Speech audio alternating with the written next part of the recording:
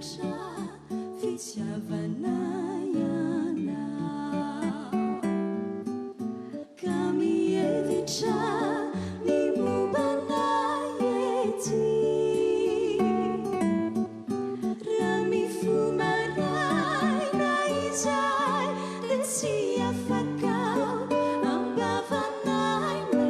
ampoanay ny fahasoavanao na maray na mibalika ny andronay ety ianao no masoandro ny aviany na ny aliny ririny na mandalo ety ianao no hitanay tantanany ty ka ny vavakatao zay mipololo trampona iaho e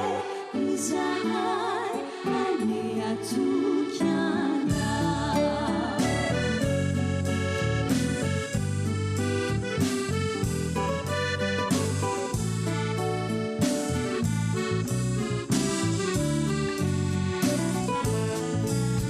Giammanitra